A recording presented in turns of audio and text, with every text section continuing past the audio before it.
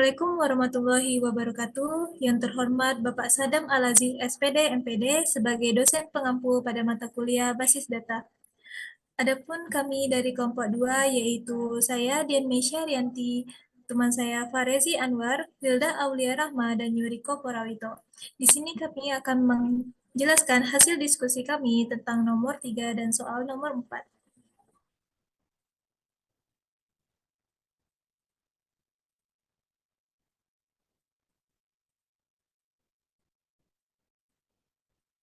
Yang mana seksi mata kuliah dari mata kuliah basis data yaitu 2002222 pada hari Senin jam 9.41 sampai 12.20.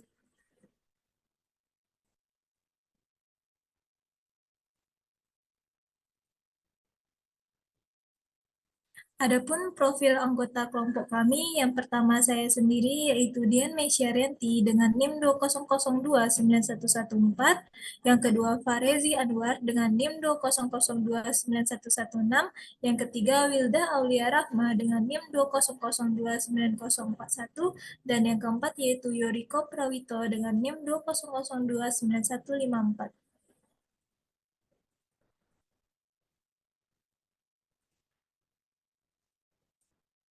Baik, penjelasan soal nomor 3 akan saya jelaskan, yaitu yang mana soal nomor 3 diketahui sebuah perusahaan dengan informasi sebagai berikut.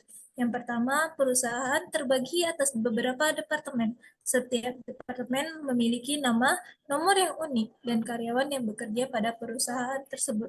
Yang kedua, departemen mengontrol beberapa proyek yang masing-masing proyek tersebut memiliki nama, nomor yang unik, dan lokasi. Yang ketiga, informasi karyawan yang disimpan adalah nama, nomor karyawan, alamat, jenis kelamin, tanggal lahir, dan gaji. Di mana gaji ini yaitu gaji pokok tambah tunjangan dikurang pajak. Yang keempat yaitu perusahaan juga menyimpan informasi dari tanggungan setiap karyawan. Data yang disimpan adalah nama, jenis kelamin, tanggal lahir, dan hubungan dengan karyawan. Berdasarkan informasi di atas, tentukan yang A, yaitu entitas, entitas lemah atau weak entity, dan entitas asosiatif atau associative entity.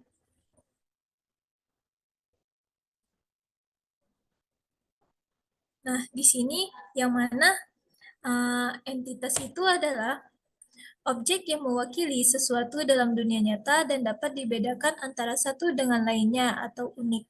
Setiap entitas memiliki beberapa atribut yang mendeskripsikan karakteristik dari objek, di mana lambang dari entitas tersebut dapat dilihat pada PPT, dan di sini hasil diskusi kami untuk entitas yaitu berupa tanggungan, proyek, departemen, dan karyawan.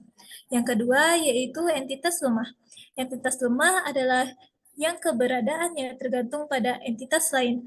Nah, lambang dari entitas lemah dapat terlihat juga pada PPT yang kami sajikan, di mana hasil dari diskusi kami yaitu entitas lemah tersebut adalah tanggungan karyawan. Karena tanpa adanya karyawan, maka tanggungan karyawan ini tidak ada, karena entitas lemah bergantung pada entitas kuat, di mana entitas lemah ini bergantung pada karyawan. Selanjutnya adalah entitas asosiatif. Entitas asosiatif adalah koneksi yang menggambarkan hubungan antara dua entitas yang berbeda.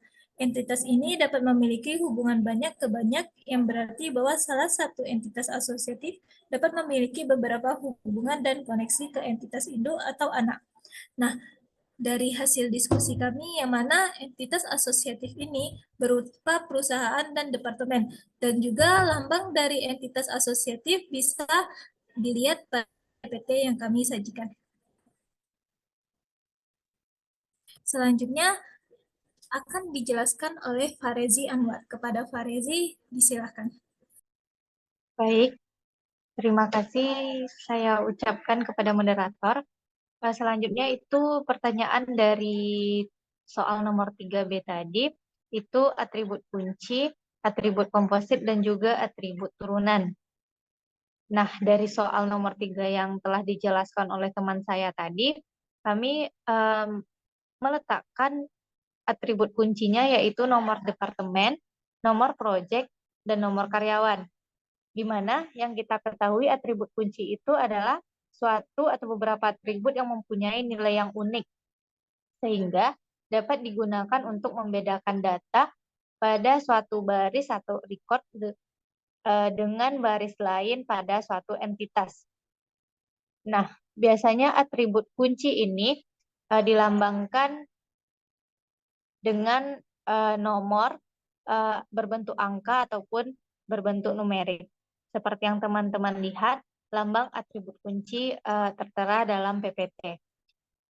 Yang kedua itu atribut komposit atau komposit atribut.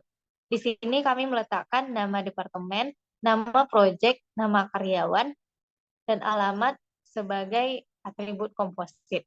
Sebagaimana kita ketahui, atribut komposit itu atribut yang dapat dipilah lagi menjadi sub-atribut yang lebih kecil, di mana masing-masing sub-atribut memiliki makna tersendiri. Dan yang terakhir itu atribut turunan, terdiri dari gaji pokok ditambah tunjangan dikurang dengan pajak. Nah, kenapa kami meletakkan itu sebagai atribut turunan? Sebagaimana yang kita ketahui, atribut turunan itu atribut yang nilai-nilainya diperoleh dari pengolahan atau dapat diturunkan dari atribut atau tabel lain yang saling berhubungan. Lambang dari atribut turunan dapat teman-teman lihat dalam PPT yang telah kami sajikan. Sekian yang dapat saya sampaikan, saya kembalikan kepada moderator. Baik, terima kasih atas penjelasannya, Pak Rezi Anwar. Selanjutnya, soal nomor 3C akan dijelaskan oleh Yoriko Prawito. Kepada Yoriko, disilakan. Assalamualaikum warahmatullahi wabarakatuh.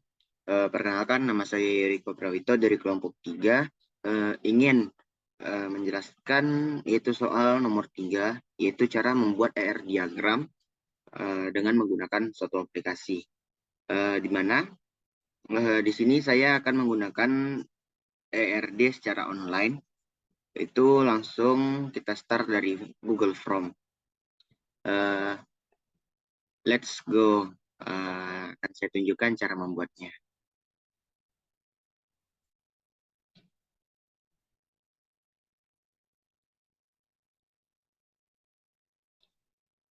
Baik, untuk tahapan pertama, itu kita cari di Google Form, yaitu ERD online.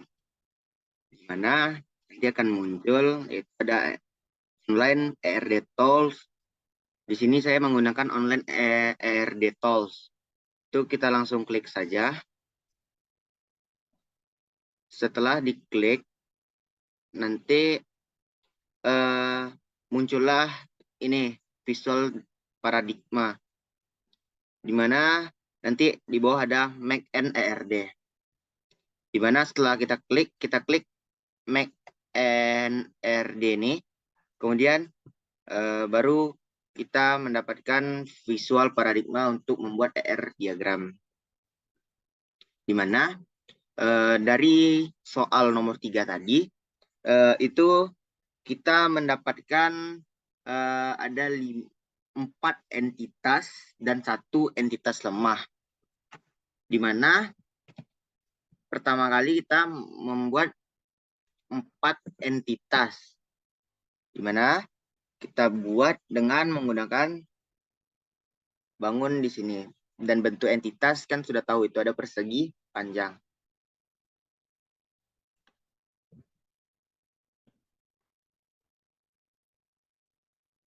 Kita buat 4 buah.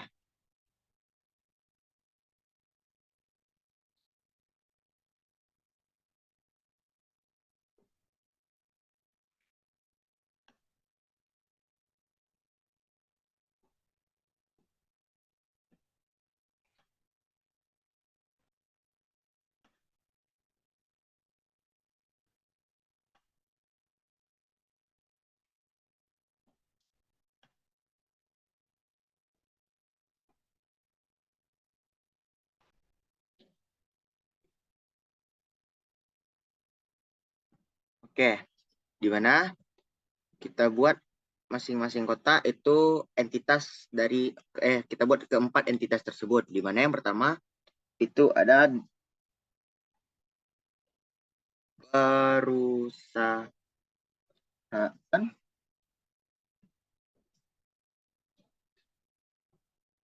yang kedua ada departemen,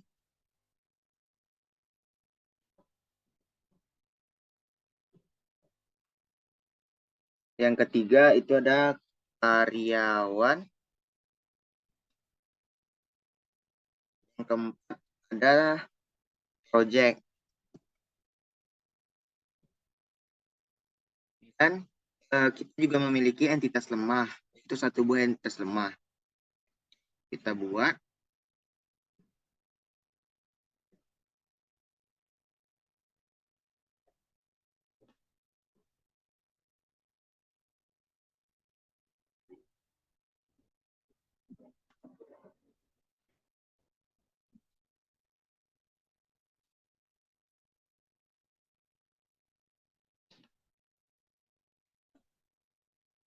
di mana entitas lemah ini ada dua box atau dua kotak, di mana kotak yang di dalam lebih kecil daripada kotak yang di luar.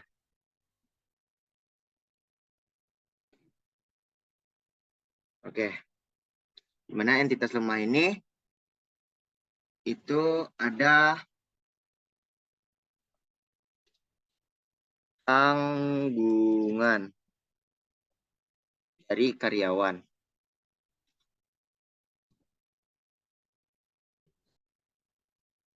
Oke,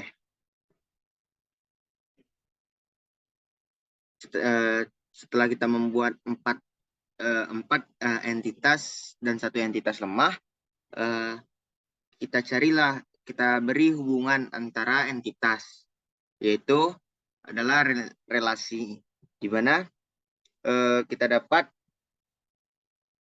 cari relasi dari tanggungan karyawan dan perusahaan, itu ada menyimpan.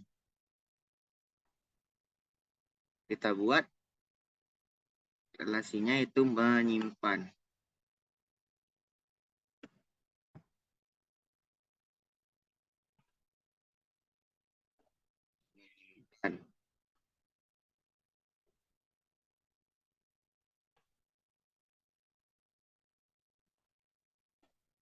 Menyimpan. Sedangkan perusahaan ke karyawan itu ada apa biasanya? Nah, biasanya itu ada bekerja. Kan dari perusahaan itu ada karyawan untuk bekerja. Bekerja.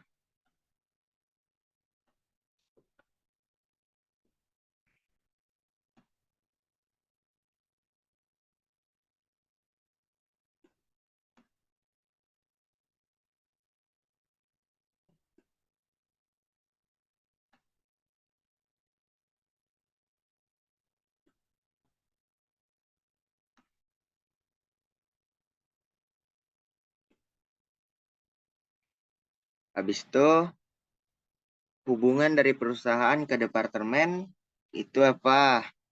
Ya, itu adalah perusahaan pasti memiliki departemen. Jadi relasinya adalah memiliki.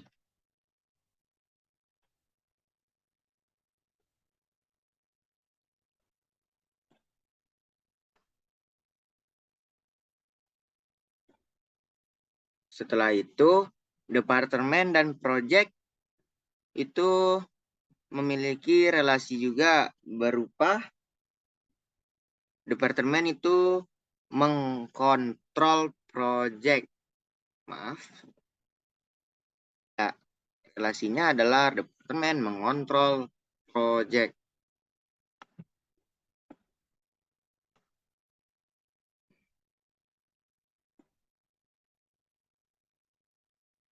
Mengkontrol.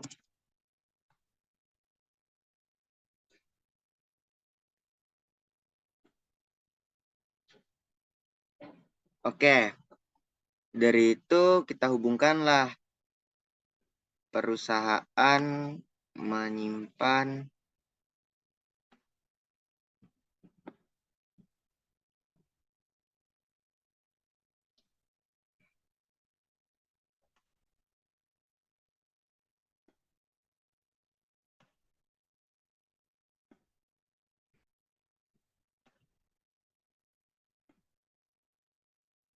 atau hubungkan setiap entitas dengan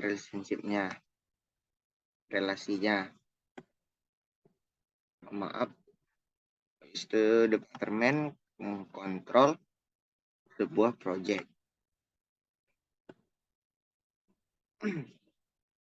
Nah, di sini kita sudah mengetahui bentuk dari entitas dan relasi dari setiap entitas.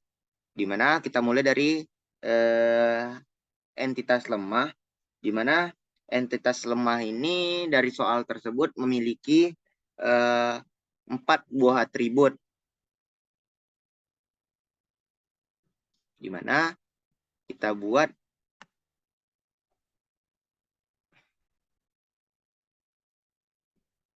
atribut pertama dari tugas tadi, yaitu ada hubungan, ada nama, ada jenis kelamin, dan tanggal lahir. Di mana kita buat pertama itu ada nama. Untuk mempercepatnya, kita Ctrl C saja, kita copy, dan kita paste biar cepat. Dan besarnya juga sama.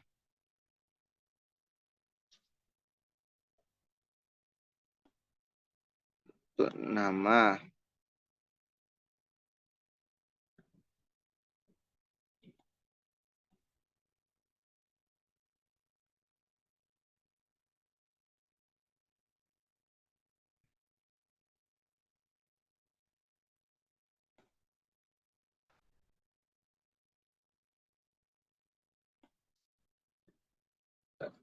Baik, di sini tadi ada apa saja, kita ganti setiap katanya. Itu ada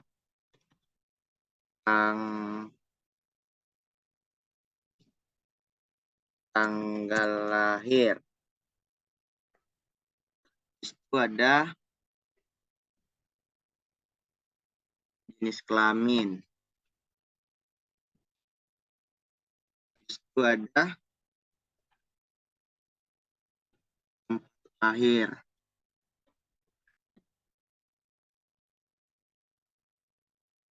Maaf, bukan tempat lahir, tapi ada hubungan.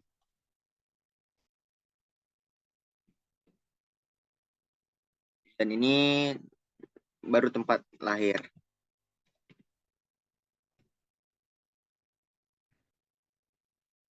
Baik, dimana kita hubungkan saja langsung setiap atribut dari entitas lemah ini. Itu nama,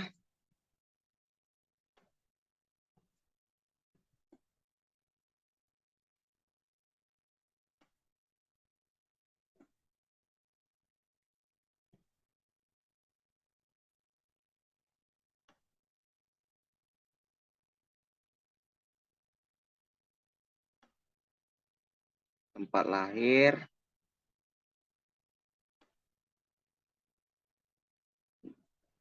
jenis kelamin,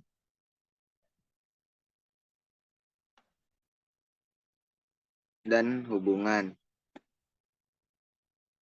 Nah, di sini sudah nampak ya atribut dari tanggungan karyawan ini ada 4, yaitu nama, tempat lahir, jenis kelamin, dan hubungan. Di mana selanjutnya kita tengok atribut dari departemen. Di mana departemen ini memiliki 2 atribut, yaitu ada nama. Kita Ctrl V saja. Kita mempermudah. Itu ada nama dan nomor.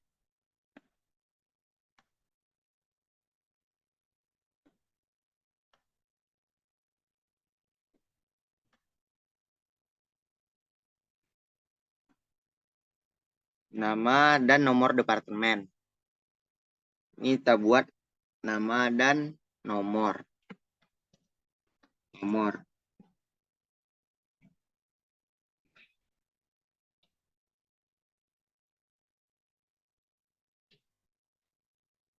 Nomornya termasuk Frankie, itu kita buat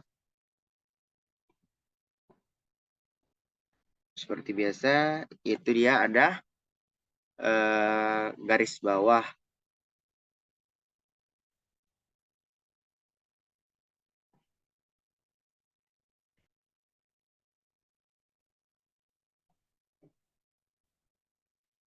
Dimana selanjutnya itu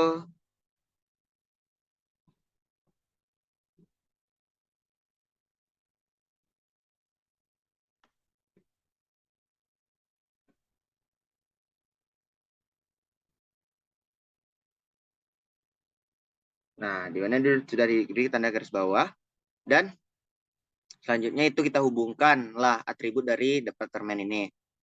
Itu ada nama departemen dan nomor departemen. Selanjutnya kita masuk ke bawah, yaitu ada departemen itu mengontrol sebuah proyek. Di mana proyek ini terbagi juga, memiliki atribut juga, yaitu ada 3 atribut dari soal tersebut.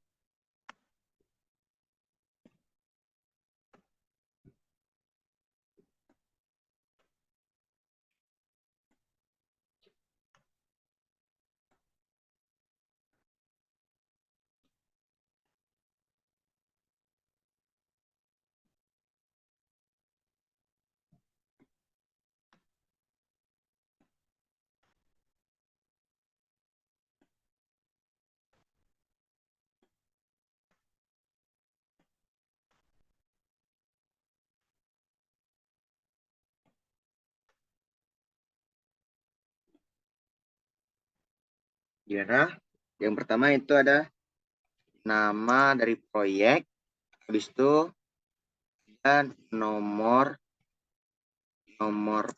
proyek, habis itu ada lokasi dari proyek tersebut.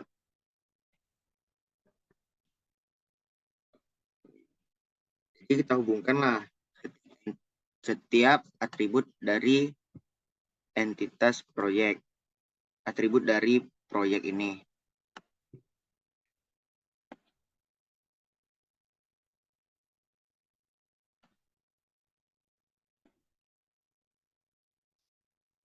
Sudah nampak jadi atribut dari proyek ini ada nama, ada nomor, ada lokasi.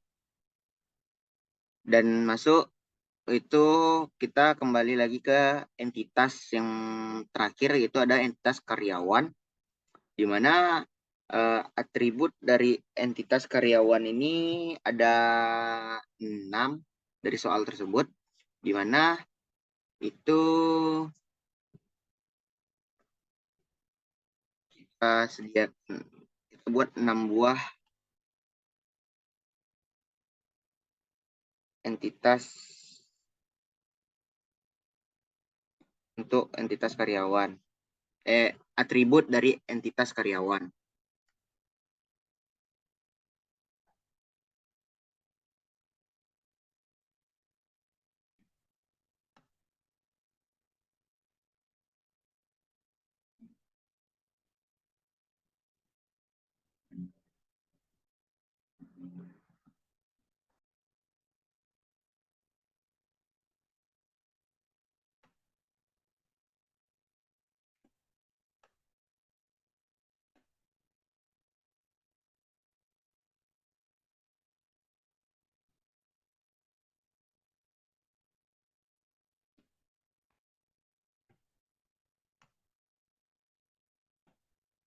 Oke, di mana itu ada nama karyawan, habis itu ada nomor karyawan, habis itu ada alamat dari karyawan, habis itu ada tanggal lahir dari karyawan. Setelah itu ada gaji dan ada jenis kelamin. Jenis kelamin dari karyawan.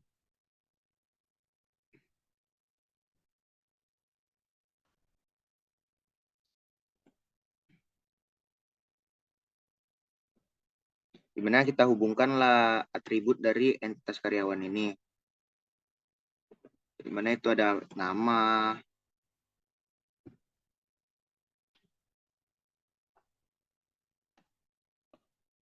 dihubungkan ke nomor,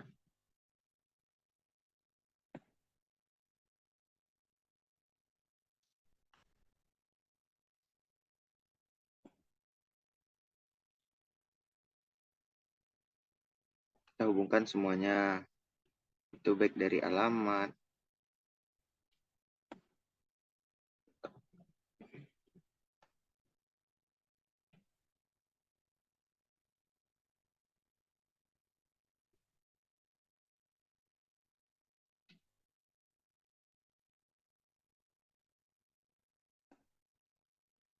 karena ini mengganggu sedikit, kita naikkan ke atas.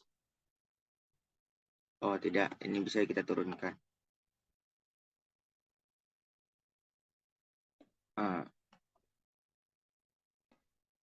Kita hubungkan kembali. Jadi dari yang saya buat ini, inilah bentuk ERD dari soal nomor 3 tadi, 3 bagian C. Di sini saya akan jelaskan kembali, yaitu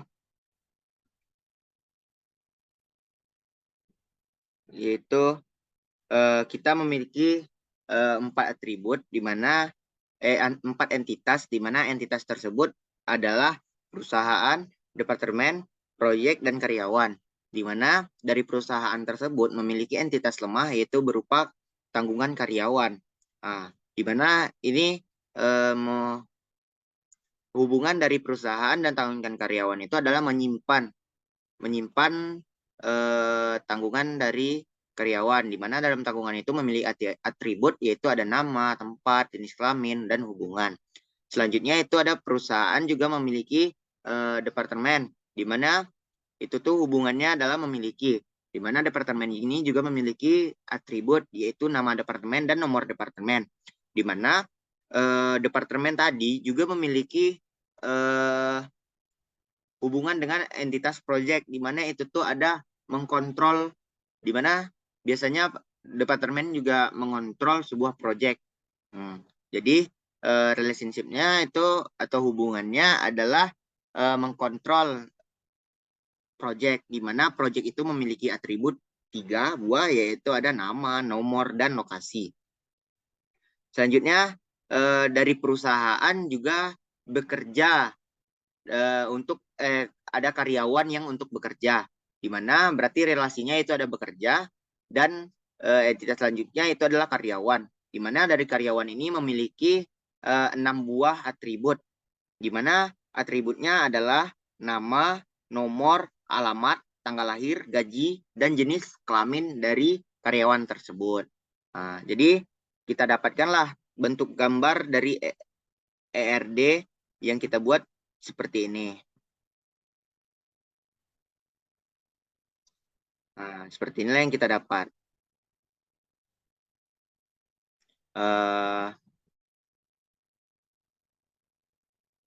Sebenarnya ini bisa saja digeser-geser lagi ya, tinggal menggesernya. Dia tidak akan tanggal dari anak panah, tapi secara biar lebih rapi, saya akan tetap membuatnya seperti ini. Jadi nampak jelas arahnya. Mungkin sekian dari saya, lebih dan kurang saya mohon maaf.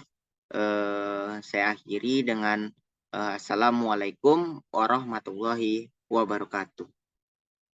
Dan saya kembalikan kepada moderator.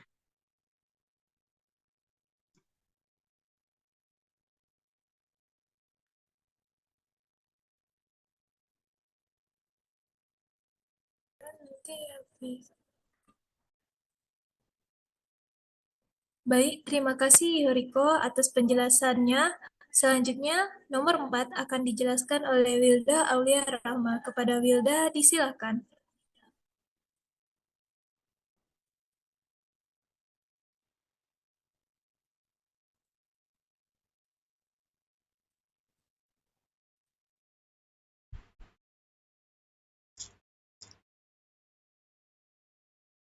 Bismillahirrahmanirrahim. Terima kasih kepada moderator yang telah memberikan kesempatan kepada saya untuk mempresentasikan soal nomor 4, yaitu sebagai berikut. Perhatikan ER diagram berikut ini.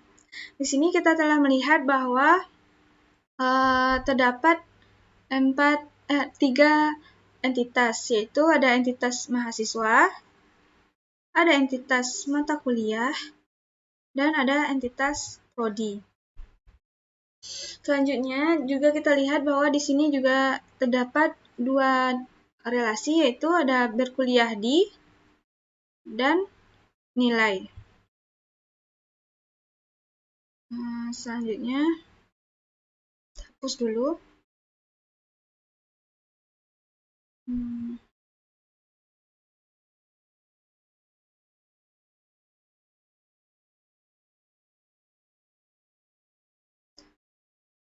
Nah, jadi di sini pertanyaannya atau yang harus kita lakukan adalah lakukan pemetaan atau mapping ER diagram tersebut ke dalam bentuk tabel, skema relasi, dan diagram relasi antar tabel. Jadi sebelumnya kita telah ingat kembali bahwa ER diagram digunakan untuk memodelkan struktur data atau hubungan antar data. Untuk menggambarkannya biasanya digunakan notasi dan simbol, seperti yang telah dijelaskan oleh teman saya sebelumnya, di mana tadi juga telah dijelaskan bagaimana cara membuat ER diagram menggunakan bantuan aplikasi Microsoft Visio. Jadi sebelumnya ER diagram ini bisa kita transformasikan atau kita petakan ke dalam tabel, skema relasi, dan diagram relasi antar tabel. Jadi di sini kami dari kelompok 2 akan memetakan ER diagram ini seperti yang pada soal ini ke dalam bentuk tabel berbentukan Microsoft Office. Jadi yang pertama kita lakukan adalah kita membuka aplikasi Microsoft Office. Di mana di sini kami dari kelompok 1 menggunakan Microsoft Office 2010. Yang pertama kita mengambil yang terbaru, yaitu menggunakan blank database. Maka akan muncul seperti berikut ini. Selanjutnya kita menekan view dan mengambil design view. Di sini nama tabel, kita membuat tabel berdasarkan dari entitas yang telah kita lihat sebelumnya, di mana di sini ada 3 entitas, yaitu ada mahasiswa, mata kuliah, dan prodi. Jadi kita membuat tabel berdasarkan entitas ini. Yang pertama kita buat tabel mahasiswa terlebih dahulu. Buat tabel mahasiswa, Lah, oke. Nah, di sini maka akan ditampilkan seperti yang kita lihat. Jadi di sini ada primary key.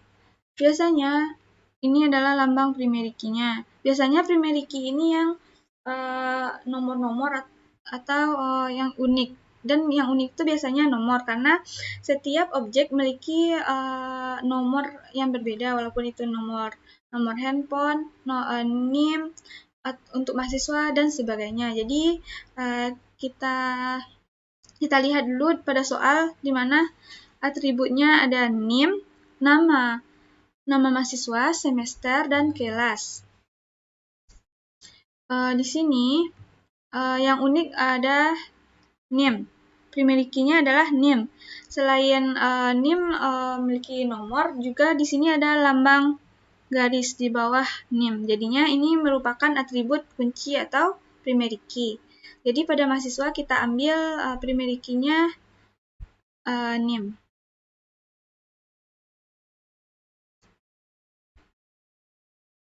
Hapus dulu. Jadi di sini yang pertama NIM. Kita buat NIM. Udah, yang selanjutnya kita lihat data type. NIM itu biasanya adalah number, jadi sudah benar data type-nya berupa number. Kita lanjutkan ke atribut yang kedua. Kita lihat lagi, di sini kan ada NIM, nama mahasiswa, semester, dan kelas. Tadi NIM udah kita bikin, selanjutnya kita ketikkan nama mahasiswa, semester, dan kelas. Bikin nama mahasiswa, nama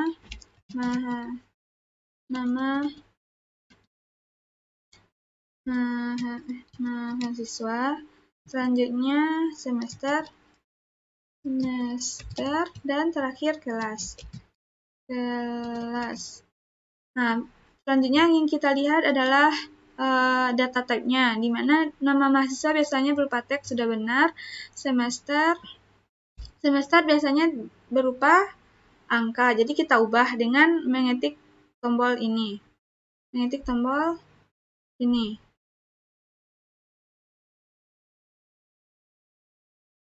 Nah, selanjutnya kita mengetik tombol. Kita ubah menjadi number atau angka. Di sini kita juga bisa menggunakan lookup wizard, di mana digunakan untuk supaya memudahkan kita dalam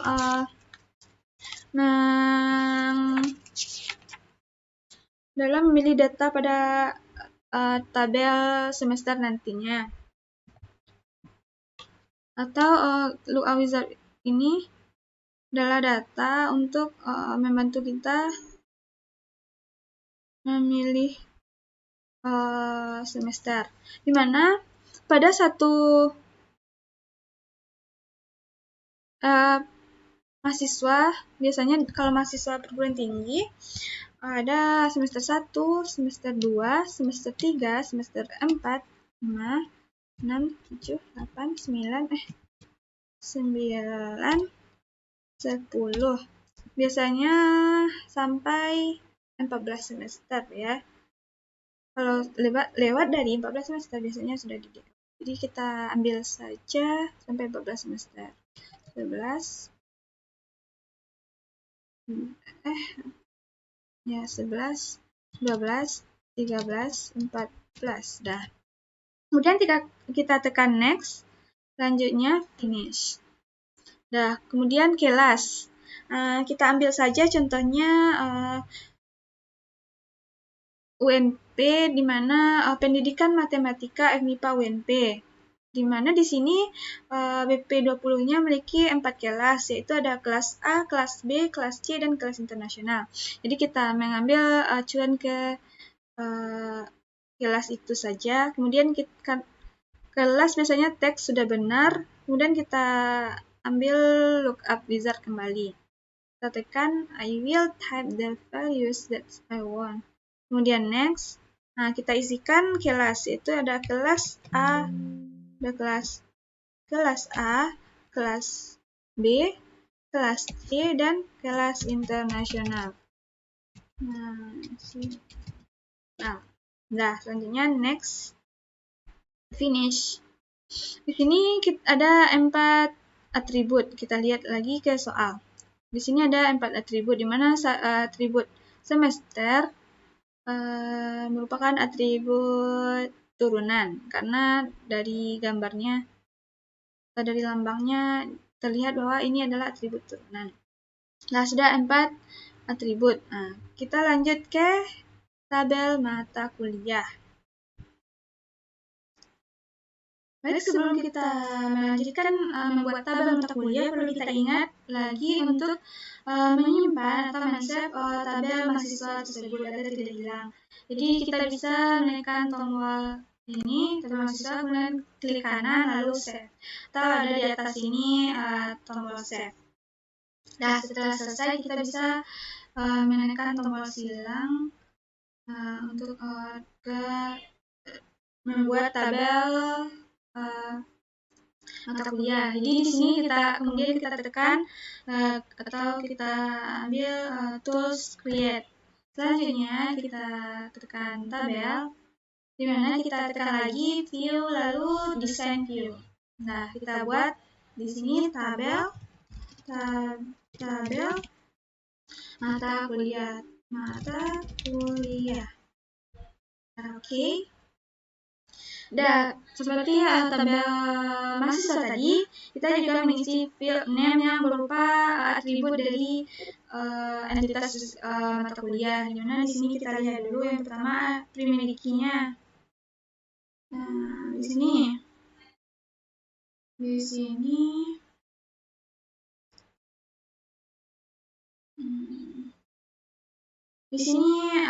pada tabel mata kuliah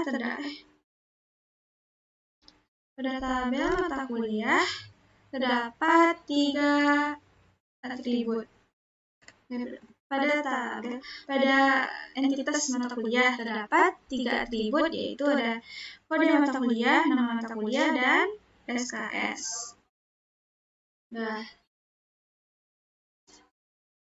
selanjutnya di sini kita lihatkan dari 3 atribut ini ada kode mata kuliah, nama mata kuliah, dan SKS. Ini kita lihat bahwa atribut kode mata kuliah merupakan atribut kunci atau primary key-nya. Selain merupakan nomor, juga di sini terlihat dari lambangnya ada garis bawah. Jadi ini merupakan kode mata kuliah atau primary key-nya. Kita lanjutkan. Jadi di sini ada kode mata kuliah sebagai primary key-nya kode MK atau mata kuliah. Data type-nya sudah benar, itu number. Nah, selanjutnya kita masukkan entitas yang kedua, itu ada nama mata kuliah dan SKS. Nama mata kuliah, nama MK dan SKS. Biasanya SKS ini berupa number atau angka, jadi kita ubah jadi number. Dan pada satu mata kuliah biasanya terdapat kita bisa membatasi atau memilih. Jadi kita gunakan lookup wizard IBL, lalu kita tekan ini, next. Di sini dalam satu mata kuliah biasanya ada satu SKS atau 2 SKS atau 3 SKS atau 4, 5, paling banyak 6 SKS ya. Dalam satu mata kuliah biasanya ada paling banyak 6 SKS, jadi kita bikin sampai 6 SKS. Jadi kita next, finish. Nah, karena pada entitas mata kuliah terdapat 3 atribut, maka kita lanjut ke entitas prodi. Kita simpan dulu. Kita jangan lupa untuk menyimpan terlebih dahulu. Klik kanan lalu save. Nah, kita kembalikan. Kita lanjut untuk tekan create, lalu tabel, lalu view, dan design view. Nah, yang terakhir ada tabel prodi.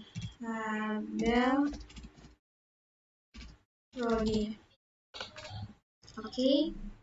Nah, kita lihat lagi pada soal di mana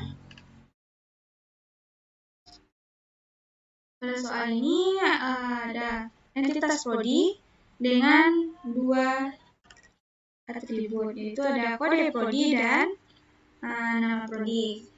Kita ketahui lagi dari yang tadi, kita jelas bahwa kode prodi merupakan atribut kunci atau primary key-nya. Selain merupakan kode yang unik, juga di sini terdapat garis bawah, walaupun kurang kelihatan ya, tapi di sini ada garis bawah kode prodi. Jadi ini merupakan primary key dari entitas prodi. Nah, kita lanjut. Sebelumnya kita hapus dulu. Nah, kita lanjut lagi. Nah, mana di situ tadi ada kode prodi. Kode prodi data type-nya number ya. Kode biasanya nomor, jadi sudah benar. Kemudian nama prodi. Dah selesai. Nama prodi biasanya tipenya berupa teks benar, sudah benar kan? Lalu kita save lagi seperti tadi. Nah, lalu kita kembalikan. Jadi di sini terdapat 3 tabel. Ada tabel mahasiswa, tabel mata kuliah, dan tabel prodi, seperti di mana pada soal terdapat 3 entitas. Itu ada entitas mahasiswa, entitas mata kuliah, dan entitas prodi. Selanjutnya kita lihat pada soal. Di sini juga terdapat dua relasi, yaitu ada berkuliah di dan nilai. Kita lihat pada nilai terdapat beberapa atribut. Pada relasi nilai ada atribut nilai tugas, atribut nilai UTS, atribut nilai akhir, atribut UAS, dan atribut nilai lainnya. Menurut salah satu video YouTube yang telah saya lihat, bahwa relasi yang memiliki atribut juga dapat kita jadikan tabel, supaya untuk mempermudah kita dalam nantinya membuat relasi antar tabel. Jadi kita bisa memiliki tabel untuk relasi ini karena memiliki banyak atribut, di mana dalam mahasiswa atau nama mahasiswa memiliki nilai dengan satu mata kuliah. Jadi hubungannya pada mahasiswa, nilai, dan mata kuliah. Jadi pada tabel kita bikin dulu sebelumnya. Sebelum kita lanjut, kita bikin dulu tabel nilai. Kita bikin tabel nilai. Oke. Karena pada tabel nilai ini yang kita bikin adalah tabel dari relasi, maka tidak ada primary key-nya. Kita matikan primary key-nya. Nah, ini kita ke soal di mana di sini tadi ada nama mahasiswa, di mana setiap mahasiswa memiliki nilai yang ada pada mata kuliah atau nama mata kuliah. Setiap mata kuliah mahasiswa memiliki nilai. Jadi gitu jadi yang kita ambil atributnya yang pertama dari mahasiswa ada nama mahasiswa.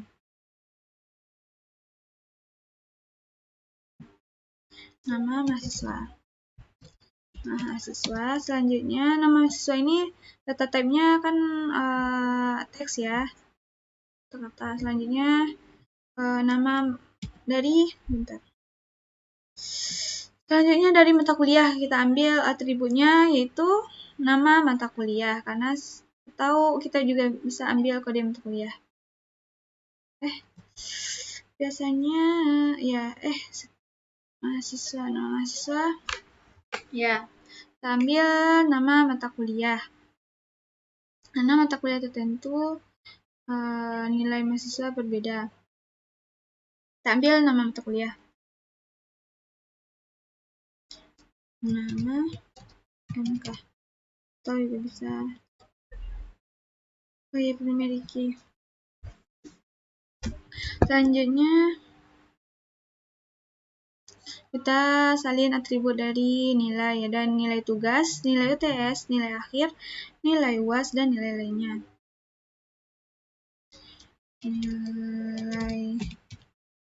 Nilai tugas, nilai apa tadi lagi? Tugas, UTS akhir ya. UTS nilai akhir, di mana nilai akhir di sini tadi adalah atribut turunan. Nilai akhir, nilai UAS, dan nilai lainnya. Nah, di sini data type-nya sudah benar ya. enggak salah. Mana nilai biasanya berupa angka. Number, nilai UTS berupa angka, kita ubah di angka atau number, dan angka, nilai UAS number, kita ubah aja, biasanya boleh angka, boleh gambar sih. Boleh angka, boleh teks, tapi number aja. Kita ambil number. Nah, selanjutnya jangan lupa untuk kita save tabel nilai.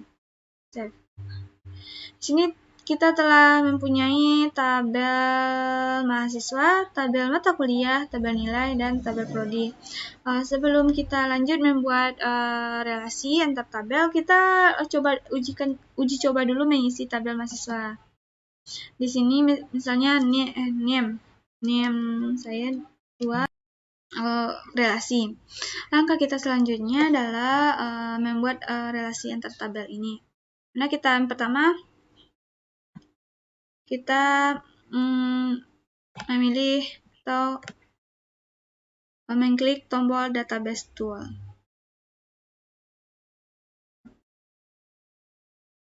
Nah, kita klik tombol database tool. Di sini ada relationship, kita tekan relationship.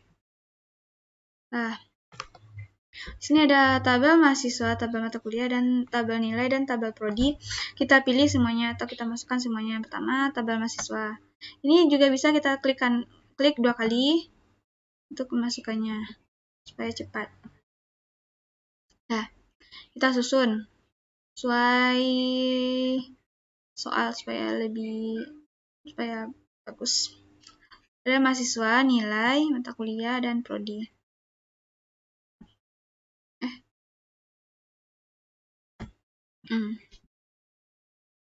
Prodi di bawah. Mata kuliah.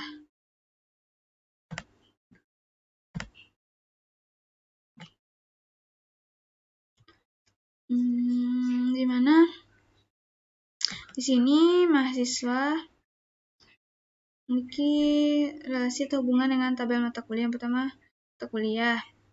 Di mana setiap mata kuliah memiliki setiap mahasiswa memiliki mata kuliah. Di mana setiap mahasiswa memiliki nilai dari mata kuliah yang diambilnya. Mana di sini ada nilai tugas, nilai UTS, nilai akhir, nilai UAS, dan nilai lainnya. Oh iya, sebelumnya tabel ini juga bisa kita perpanjangkan ke bawah dan kita perbesar juga bisa. Sesuai dengan kebutuhan kita. Jadi di sini kita relasikan, di sini ada nama mahasiswa, kita relasikan ke nama mahasiswa. Lihat. Selanjutnya dari nama mata kuliah kita relasikan ke nama mata kuliah. Lihat. Supaya sama, kita susun dulu supaya lebih cantik. Nah, selanjutnya setiap mahasiswa memiliki relasi dengan tabel prodi, di mana setiap mahasiswa memiliki kuliah dengan prodi yang berbeda-beda dan ada juga yang sama. Jadi nama mahasiswa kita relasikan dengan nama prodi atau kode prodi. Nah, lihat, kita susun supaya bagus seperti ini. Nah, mungkin sekian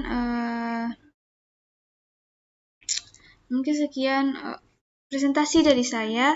Terlebih dan terkurang saya mohon maaf, dan apabila terdapat kesalahan mungkin bisa kami perbaiki atau sehingga kami mohon masukan dan saran dari Bapak dan teman-teman. Mungkin sekian, saya kembalikan ke moderator. Assalamualaikum warahmatullahi wabarakatuh. Terima kasih.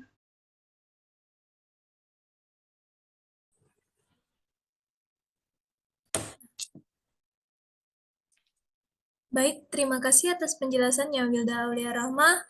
Sekian penjelasan dari materi kami. Lebih kurangnya kami mohon maaf. Assalamualaikum warahmatullahi wabarakatuh.